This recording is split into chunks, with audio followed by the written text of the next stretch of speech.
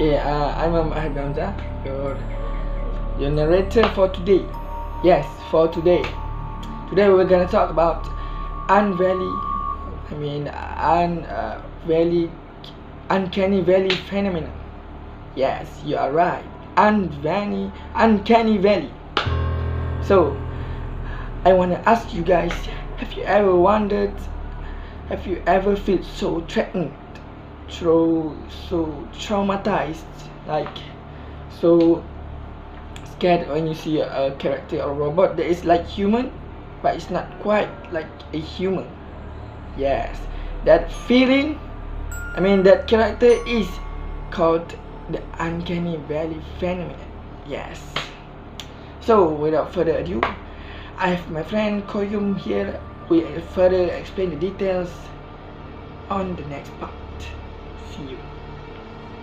Assalamualaikum and good evening. My name is Muhammad Amir Kayyum bin Sabarin, and for this section of the video, I will be explaining the origins of the uncanny valley phenomenon. Let's go. The term uncanny valley was first coined by famous Japanese roboticist Masahiro Mori in 1970 and was initially formulated in a paper titled Bukimi no Tani, which, funnily enough, was translated to the uncanny valley. Translated from the Japanese words Bukimi no Tani Gensho, the term itself refers to the dip in the graph of human likeness versus emotional response. Masahiro Mori's insights are based on his observations of human reactions towards lifelike robots and prosthetics, and he noted that while people could relate to less than human robots or clearly non-human robots, he found that people also find that robots that are nearly human but not quite to be very unsettling for some reason.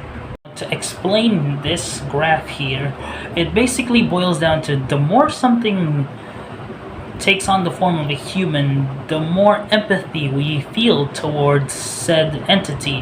However, it reaches the point where the graph dips, as you can see here, dips towards something that it looks human, but it's not human. Just something is off with its appearance, like maybe the eyes are too far apart, the nose is too small or big. It's something that humans could naturally pick up on, that you just get the feeling that something's not right with this thing that I'm looking at. It's not a friend, it's not human. And that's why we get the sense of discomfort, like I don't like this. Discomfort, uneasiness, it all boils down to it's not human, and I know this. The thing looks weird, and I don't want to be anywhere near it. That kind of feeling. Now here we'll give you some examples of the uncanny valley used in media, but be warned, you might feel some uneasiness or slight discomfort when viewing these videos or images. So yeah, viewer discretion is advised. You have been warned.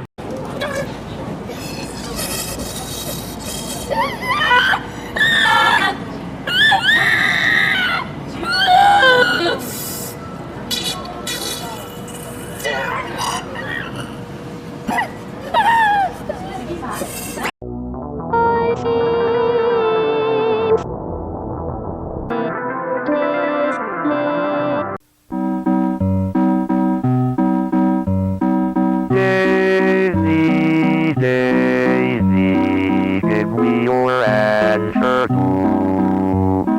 I'm half crazy, all for the love of you.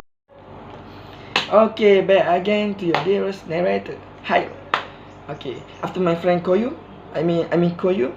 has further explained the detail, we are now all have seen what is uncanny valley and what is that, and now we are gonna discuss about how this uncanny valley pose an impact in our today's animation or on robotics design. So I'm here with Professor Hiro to talk about the effect of this such phenomenon. So yeah. Hey, okay. Thank you. Okay, so back to me. Not back to me. I am Muhammad Hairan. So I'm from the design and animation department. So for me, it's good to understand this phenomenon because it helps us to create more appealing character. But how? Here is how. The whole character itself, it is not terrifying, but it's actually the detail that is missing that actually makes the character scary. So by focusing and correcting those details, I think this will help us. On the other side, it is also best to actually balance out the character itself. So for me, I personally use stylized character to help in such character development and design. For example, character that is successful and used stylized is Buzz Lightyear, like in the Toy Story, Toy Story. So yeah, back to Muhammad Hairul, my friend. Okay, here.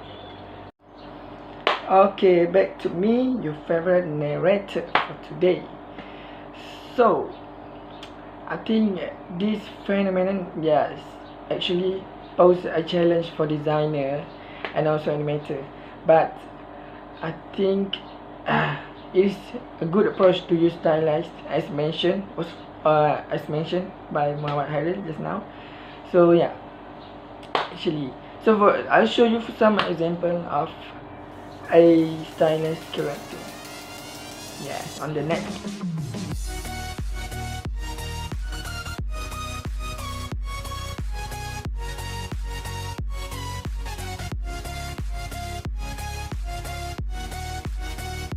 Okay, back again. So as you see, there's an example of a stylized character you can use to avoid such uncanny valley phenomenon.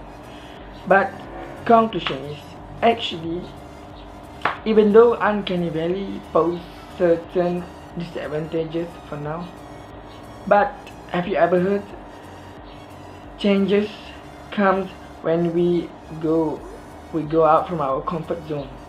Challenges makes us grow. It makes us learn. So I think it is good. The phenomenon itself is a challenge, but it's good for us to develop more appealing character in the future. So that's all from me and Hyrule, your imaginary Hyrule, and your Koyu. Yes, okay, that's all from me. Bye bye.